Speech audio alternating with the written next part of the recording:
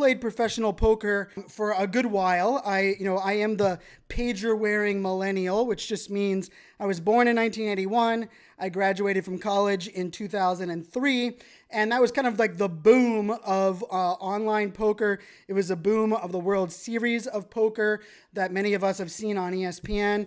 I've had the pleasure and luxury to actually play in the World Series of Poker multiple years. I've also, interestingly enough, I've spent more time studying poker than I have anything else. Interestingly enough, for me, poker was all about what I did offline. I am a millennial. I am a digital native.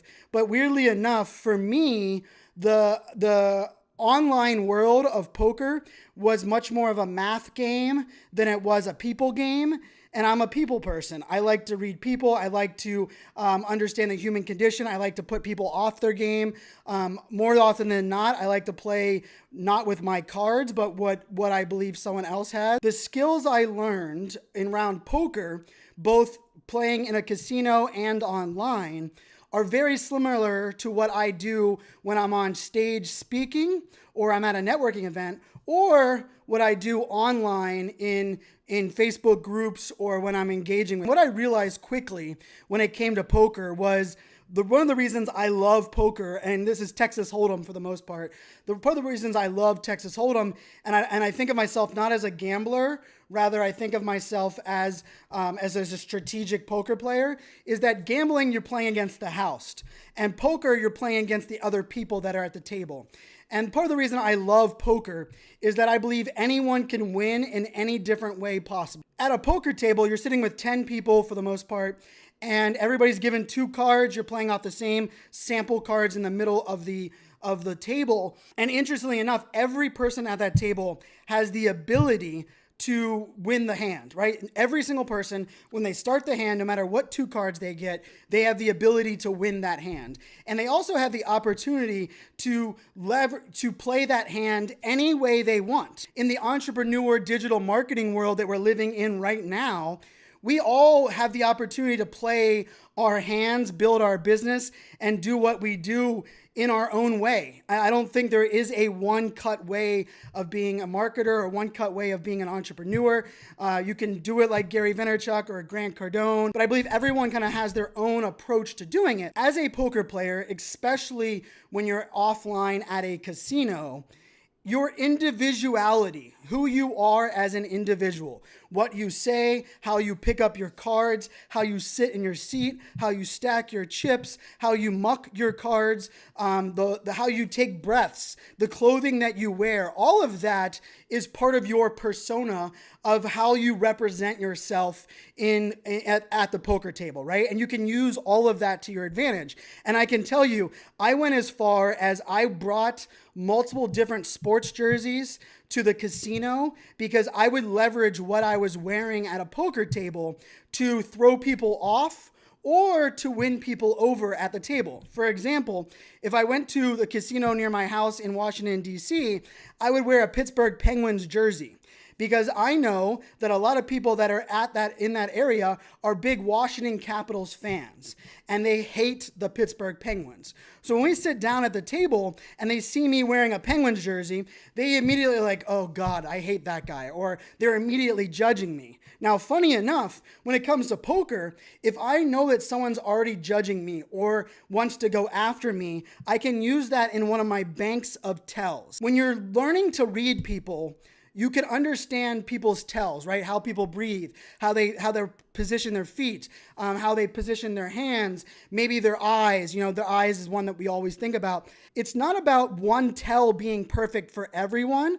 And it's, I was the person that wore sunglasses at the poker table, so that was a thing for me. What you have to do is you have to build up your knowledge base of an individual, and you have to build your tells. And what that means is you need to look at someone and say, okay, they took a deep breath or they moved themselves in their seat. And then when they show their cards, if they had a good hand, you can now remember, okay, when they have a good hand, they shuffle their butt to the back of their seat, right? And then you watch them play a couple more hands, and maybe the next time they throw over a hand and they had another good hand, but they didn't move back in their seat, but they kept fidgeting with their goatee, right? So you build up a repertoire, you build up this catalog of information about certain players. And one of the skills that I've been very blessed with is the ability to multitask. And I believe that's partially because of my ADHD, but it kind of goes into who I am. And so when I'm doing something, like I'm recording this podcast right now I'm recording a podcast on video. I have my notes up of what I want to talk about. I'm broadcasting it live on Periscope. I'm reading the comments of people that are coming in live on the comments. At the same time, I'm tracking how much time I have. I'm tracking what I'm talking about in my presentation. And so at the poker table, one of the things that you need to do, or one of the things that great poker players do when it comes to reading people, is that you don't try to beat the table. And honestly, I have zero ego. I have zero ego in business. I have zero ego as a professional speaker. I just have no ego. To me, that is misplaced passion, and it's usually making up for something else. And so if I know a couple people at the poker table are better than me, or that I feel they're just as good as me, guess what I do? I avoid them. But usually what I do is I would pick out a couple people at the table, and they would be the ones that I would track the most, right? I would pay attention to them the most. In business and in life, we can always try to chase the big client. We can always try to be like the best people in our industry. Or sometimes we can just be smart and pick off the low-hanging fruit and do the things that other people aren't willing to do, and really prioritize, strategic, and optimize our strategy. When you're reading people, it really helps to try not to read the entire table, right? And remember, this is coming from a guy, I claim to be the anti-niche or the no niche person, right? I love to talk about everything and anything. But for me, when I'm playing poker, I zero in on a couple people, but I also am playing the long game. Majority of the time, I would spend between 12 hours and 18 hours straight at the poker. I understood I needed to build up my reputation with the people at the table. I needed to get comfortable. I needed to zone in. And business is much like that as well, right? We have to play the long game. It's not about winning over a customer today. It's not about getting those followers on social media. It's about building trust and rapport and being authentic over a long period of time. I went to this academy, and it helped me learn tells of people. And here's one of the tells that I use every single day when I see people in person. The number one tell that I focus on are people's feet. Your feet actually give away more about your body language, more about what you're feeling, more about what you're thinking than anything else. When you're at a poker table, everyone tries to not tap their hands, right? And then everyone tries to not breathe deeply. And we wear sunglasses to protect our eyes. And these are all obvious things, right? Your feet, even how you position your feet. Like if you come up and talk to me at an event, and as you come up and talk to me, one of the first things I'm going to look at, I'm going to shake your hand, I'm going to remember your name, I'm going to look you in your eyes, and the next thing I'm going to do is I'm going to look at your feet and how you've positioned yourself in the conversation. It's not just about one tell. If someone has their right foot in front of them, not their left, it means that they're angry. No, it's none of that. That's all BS, right? It's about building up the knowledge base. And so what I like to do is I like to say, okay, I see that they're positioned in kind of a very open stance with their weight on their left foot.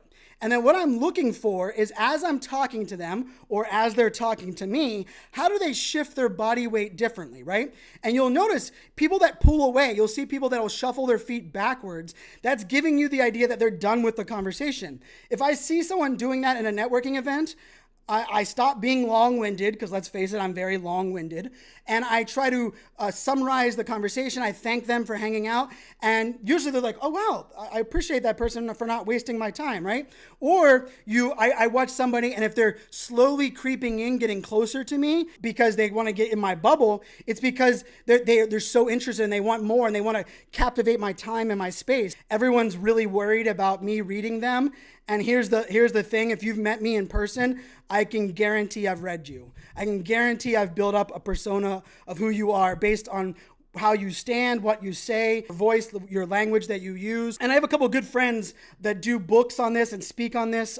One of the books that I recommend you guys checking out is called Truth Plain by a fellow speaker named Mark. But all of this coming together. So I went to this camp. I learned about this, right? I started to be able to understand. I use it at networking events. I use it even more when I'm on stage. When I'm on stage, this is how I build. If you guys listen to the last episode, I gave you my rule of 5, right? My rule of 5 for how I build out every one of my presentations. Every single one of my 5 rules, when I get to one of my key rules in my presentation, I have a 2-minute story to back up that rule, or I have a 5-minute story to back up that rule. And the way I decide of that is I usually pick out 3 people in the audience, usually someone on the right, usually someone on the left, and then someone that I think immediately as I get on stage, they're either judging me, they don't like me, or they're uncomfortable, or they're looking at their watch, whatever it may be. I pick somebody that I think has a negative reaction to me. I get a lot of negative reactions, and it's kind of something I like doing. I'm wearing a backwards hat. I'm the millennial guy. I talk really fast. I'm wearing crazy shoes, and people are like, oh God, that silly millennial guy. We're going to hear another millennial talk about millennials. And then by the end of it, they're like, man, I really enjoyed that. And I like to bring people on that journey. Same thing I do at a poker table. I wear that Pittsburgh Penguins jersey to throw people off, to have people hate me. But eventually what I'm doing is I'm using that to my advantage. And so I'm using that from the audience perspective to my advantage. And so when I get to one of those rules of 5, depending on those 3 people, I will look at those 3 people and I will read their language. How has their language shifted since I started talking about this certain takeaway? Have they moved forward in their chair? Have they moved backwards in their chair? Are they taking pictures with their phone? Have they taken out their laptop? Are they slouching off? Whatever that may be. And what my decision is a simple one. I decide at that moment, based on my read of the audience, are they grasping this topic that I'm talking about?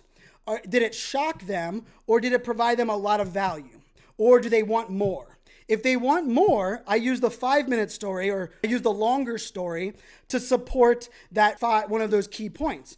If I feel like, man, they're really into it, they got that, they're nodding their head, they're like, yes, Brian, keep going, then I go with a much shorter story. Sometimes when I feel like I got the audience right on my side and they're really into it, I don't even go to a story. I use a piece of data to back up my statement, and I jump to the next one. Because more often than not, one of the 5 things that I'm going to talk about, the audience is going to be confused by or want more of, and I'll go into a longer story. And so that's what I'm doing when I'm on stage. I'm reading that audience for all of those things that are going on. As I started off this podcast, one of the things I told you guys is that this is a skill that you can use offline as well as online. Because for many of you, you're like, wait a second, Brian, this is all great, but if I'm not a keynote speaker, I'm not going to networking events, what the hell are you talking about? And here's where I'm going to segue this into the digital world. I learned a lot about nonverbal cues. I learned about body language. I learned about, how we give away information. As I became better at online poker, one of the things that I started to be better at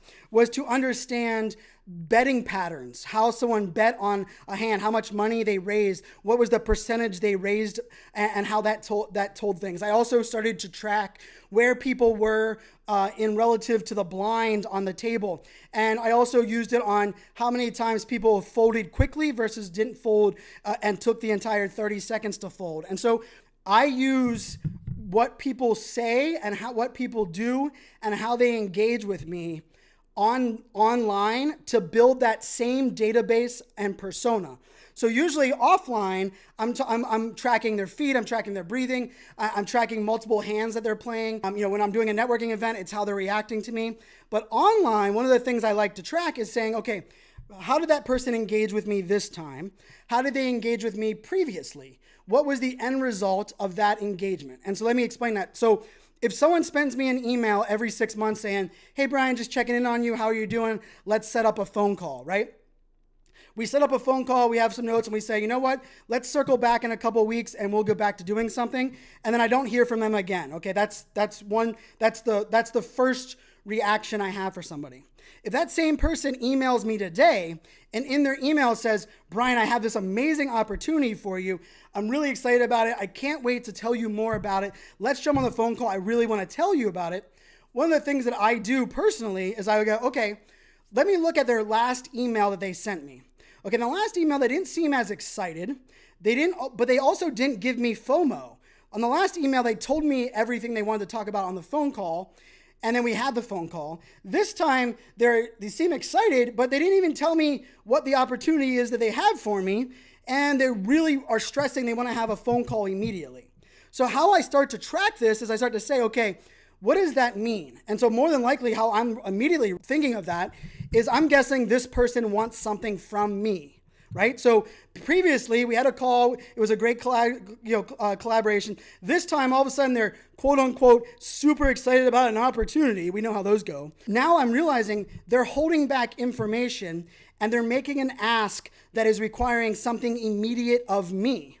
And so I'm tracking that. Now, I also do this in the digital space, right? If I have someone that retweets and shares my content all the time on Twitter, and all of a sudden they start commenting on content of mine on LinkedIn, and I notice that they shared my podcast on Facebook, one of the things I like to do is I'm like, okay, I want to track that this person has now increased their interest in who I am, what I'm about, and now that's a much more mature lead for me to have a conversation with, right? And so I actually do the same thing as I did at the poker table, the same thing I do on stage, is I read body language. The other part of this is I like to push back. So that person that sent me the email today and was very adamant of what they wanted to talk about, and it had to be immediately, I replied back and said, so glad we were able to connect. I was following you on Instagram recently. I saw a couple of things that you have in the works. I would love to jump on a phone call. Could you give me a little more context to what you want to talk about? And feel free to use my calendar link to set up a phone call. Now, the reason I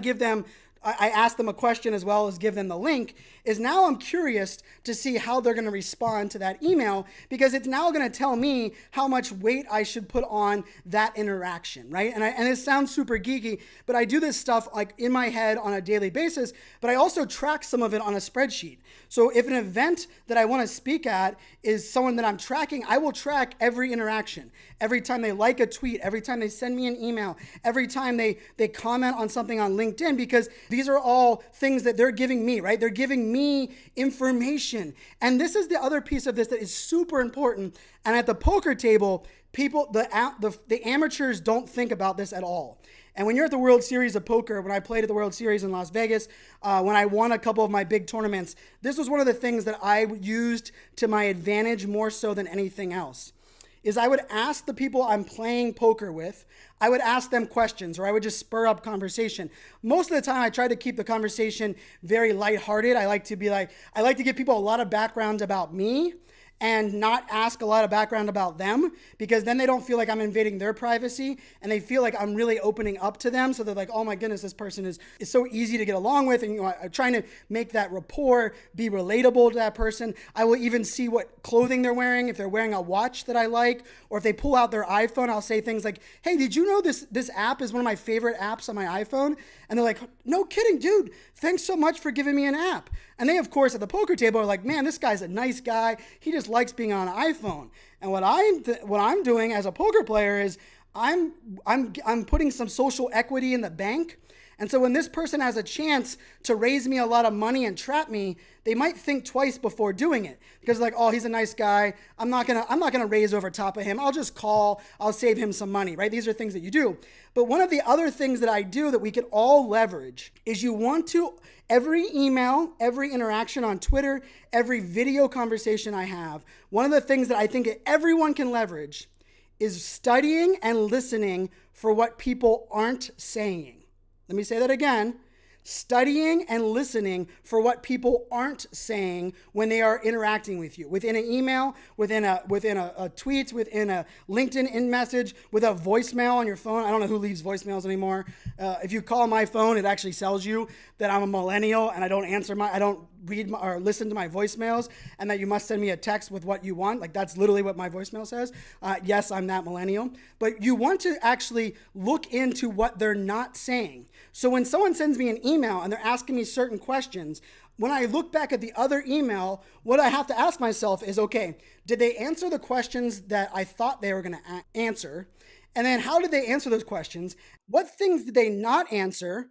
Or which things did they elaborate on versus just give me a no BS answer? And now remember, this is the same as reading body language. There isn't a one-stop shop for everything. Like someone that just, answers emails with one-line answers doesn't mean that you can, but you can build up this rapport. And so there's a mentor of mine. I can read him like a book.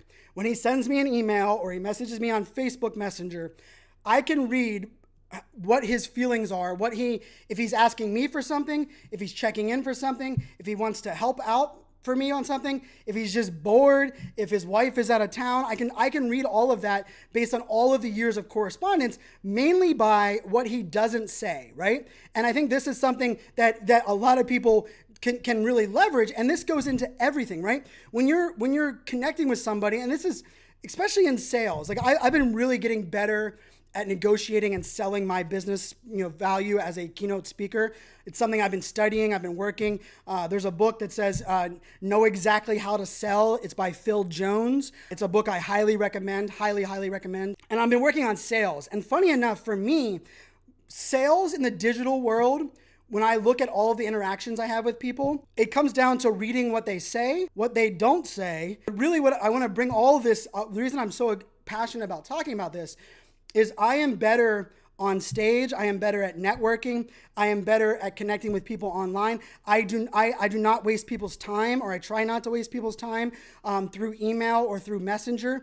And the reason that is because I work really hard to study every interaction.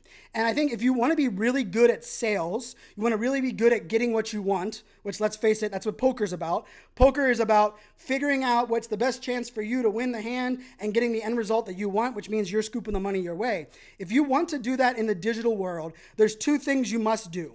You must respect people's time and value the social equity that you've built up. And the second thing is you must communicate with them where they prefer to be communicated with. As I jokingly said, I hate the phone. I would much rather video message. I would much rather email. I'd much rather send me a message on Facebook or WhatsApp. But if I'm selling somebody, or if I want something from someone else and they prefer the phone, you're damn right I'm picking up the phone, because the more times that you communicate with where they want, the more likelihood of getting the answer that you desire. I track actually in a spreadsheet or in the CRM tool Nimble. One of the things that I track is, where does this person prefer to be communicated with? And at the poker table, I also track that. When I'm at the table, I will say, okay, that person doesn't like to talk sports. Or, ooh, when I told you that person that I just got back from Australia and I've been to 74 countries, that person rolled their eyes because they're like, oh God, shut up, stop bragging about yourself. I need to remember that so that whenever I'm in a hand with them, I can use that data to my advantage. And so what I want to tell you guys is that it's not just about personas, that all millennials are buying this way and all Gen Xers are buying this way. That's all crap. Generational labeling is crap when it comes to marketing, because not all millennials are the same, not all Gen Xers are the same, not all people born the same year, same month, same day are the same. The fact that we're using one variable to judge people, to persona people, is ridiculous. But what you have to start doing is you have to start saying, okay, based on this person, right? And I think this is something that as an entrepreneur, I made this mistake early on, right? I tried to please everybody. I cared about everybody's opinion. That was like me going to the poker table and wanting to beat everybody at the table and trying to read everybody. Guess what happens when you try to read everybody? You end up reading nobody. You have no good read. You end up playing only your cards. More than likely, you go into 3 buy-ins, you go all in, you go home, and you get pissed off and can't figure out what happened. As an entrepreneur, as a marketer, what I had learned is I have to be more selective with who I focus on studying, who I focus on tracking. But beyond that, I have to look deep and I have to understand why people do things and how they do things and where they interact with me and when they interact with me. And this is one of the things that I've been tracking a lot recently. And maybe you guys should start tracking this as well. On video, like when I do live video or I put my videos on LinkedIn, I'm very bullish on LinkedIn video. But one of the stats that I like the most is what I call repeat viewership, which means In a month's period, if someone comes back and watches multiples of my video, I think of that as a very mature lead. Usually if someone comments or shares my podcast 3 times in a month, I will reply to them, asking them questions, checking on how they're doing, because I realize that they spent that much time consuming my content. They must be finding that much value to me. It's worth me spending my time reaching out to them. Versus someone that just watches one of my videos randomly, or someone that shares out my podcast randomly. That person, could just have stumbled across it. I'm using all of that, as I prioritize how I engage. But at the same time, it's also one of those things that allows me to test things out. And this is one of the things that I think we can all start tracking. When you look in your business with people that you connect with in the social media space, start tracking when someone makes an ask of you, or someone wants you to quote in a blog post, or someone wants to sell you their business services. Track how they interact with you on Messenger or direct message versus how they interact with you on email versus how they interact with you if they give you a phone call. And what I mean by that is start tracking their demeanor, start tracking how they start the phone call, how they end the phone call. One of the things I like to track is when someone sends me a message on Facebook Messenger specifically, and I do a lot of business through Facebook Messenger.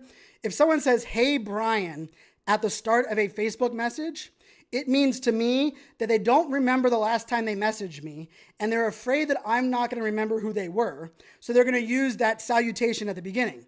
Someone that is engaged with me frequently, someone that knows me very well, has no business putting any formalities in the front of anything and can just blast me a message, right? So I track that and I say, ooh, that person is saying, "Hey, Brian," they're being much more formal. They're unsure of where they're at. They maybe have some angst in what they're about to message me with next, right? And so these are all things that we can use in our digital world. I mean, we have the data today. And if you are in business today and you are not leveraging the data, the tools, what people aren't saying, what people are saying, I believe you're missing out, because I truly believe my success over the last 12, 18 months, a lot of it has to do with the fact that I am unapologetically myself. I try very hard to be authentic in everything I'm doing, every business interaction I'm doing, every video I create, everything I do. I work very hard at allowing you guys to have a transparent window into who I am, but also being authentic. So that's the same at the poker table, right? The more I was myself at the poker table, focus on the other things, as well as the more I was able to kind of respond to the haters or bob and weave, right? The most recent episode of the Just Try This podcast that I host with Amy is about the topic of pivoting. And I think pivoting is one of the most underrated skills that you need to invest in and understand. One of those other underrated skills is this one right here. And that is being able to read people, read messages, read digital transactions. Even one of the other things that I like to track is I also like to track what time someone messages. Do they message me in the morning? Do they message me in the afternoon? Do they message me after hours? Do they send me a text message versus they send me a message via email, right? Or one of my favorites is if I'm texting with somebody or I'm Facebook messaging with somebody and then the next day they send me an email. As soon as I see that email, I don't have to read the subject line. I can already decide what has changed, or I already have an opinion of why they emailed me versus continuing the conversation in Messenger, right? And sometimes I'll be wrong. Sometimes they just want to have somewhere that they can track. Sometimes they forgot that we were messaging. Sometimes they don't have their phone on them and they're on their desktop and they're like, "Oh, screw it. Rather than texting Brian, I'm just going to send him an email," right? Like those are the variables you can't control, and this is not an exact science at all. But when I start tracking these things for my business, so what I did is I stopped caring about my peers in my industry. Just stopped caring. And you guys heard that on episode 95. The peers that I knew that I could collaborate with and I wanted to work with, I included them. And I started tracking people that I wanted to do business with in the future. And I started tracking my existing clients. Let me say that again. I started tracking my existing clients. I believe too many of us marketers and entrepreneurs, when we want to start leveraging data, we start waiting for new customers to come in. Why the hell don't you use the customers you already have? Last time I checked, they already decided to hire you or buy your product. That's a good place to start when you're building your knowledge base of information about somebody. But all of this comes into this idea that says what we need to do is we need to be ourselves. We need to leverage what someone says, what someone doesn't say. But we also have to leverage the things that we are really good at. It's so important to be yourself and find out how you operate the best, and then tap into that and lean into it. And for me, My ability to read people, my ability to track things in my brain. If you come and meet me, more than likely when we interact, I've either done my research by Googling your name or looking up your name on LinkedIn, or I remember our last interaction on social media. And I have lots of interactions on social media, but I try very hard to prioritize that. I try very hard to spend a lot of time consuming people's content because that's what works for me. For me, I play poker much like I live my life. I enjoy the chaos. I enjoy the unpredictability. I'm not afraid to fail. I'm not afraid to try new tactics. But the thing I do more so than anything else, and I do it at the poker table, and I'm learning to do better at it in my business, is I go all in on myself.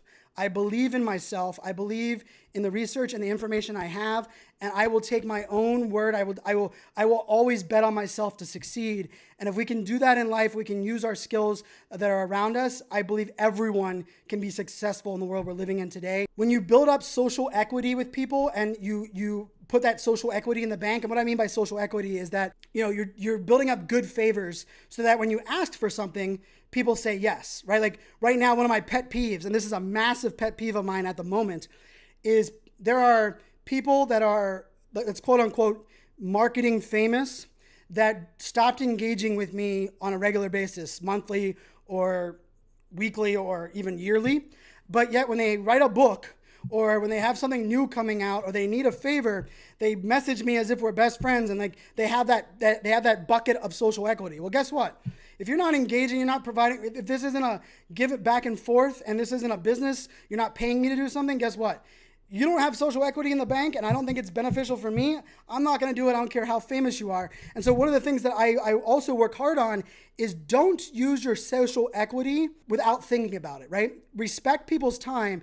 And if you're going to cash in your chips, another poker reference, make sure it's worthwhile. This book that I'm trying to put out and I'm working so damn hard on, this book is going to be where I'm going to cash in all my chips. I'm going to go to every podcast that I've ever been on, every person I've ever done work for, every person in my community I've ever helped out, and I'm going to ask them for help. I'm promoting my book and buying copies of my book and getting it out there. I'm stacking up that social equity right now. But I can tell you, there's certain things in my life right now. I launched a new podcast with Just Try This. There's plenty of things that I could use some of that social equity for, but I try really hard to be strategic with how I use it and also respect people's time and not try to go back to the bank multiple times. So hopefully you guys enjoyed this episode. It's my attempt to relate poker to business, to what we do offline, to what we do online. I will also tell you, being able to read people, what they say and what they don't say, it works well in relationships. It works well as a dad when I'm trying to raise my daughters. It works well with my parents. I'm very lucky to have amazing parents. And oftentimes I just have to translate my dad's text messages to say, oh, my dad sent a 3-line text message. He must really want me to do something, right? Versus my dad sending me like a 4-paragraph thing. It's because he's bored and just wants to send me, right? Being able to use all of this information and use it to better the situation or to increase or prioritize our time, it helps you in every aspect of your life. I challenge you to spend more time active listening, not listening for waiting for your turn to speak, but actively listening for what people say, what people don't say, so that you can provide the most value and prioritize your life. You will be amazed how well it works for you. My name is Brian Fanzo, host of the FOMO Fans Podcast. Thank you guys for tuning in. This is episode 97. We are getting close to that big 100. Got big news coming for you guys on episode 100. I'm excited to bring that happening. And I have a special, amazing guest that's going to be on my podcast for episode 100. So stay tuned to that. Make sure you guys subscribe on iTunes or Spotify or wherever you're listening to the podcast. I truly appreciate you. Make it a great day, my friends. Cheers, and go all in.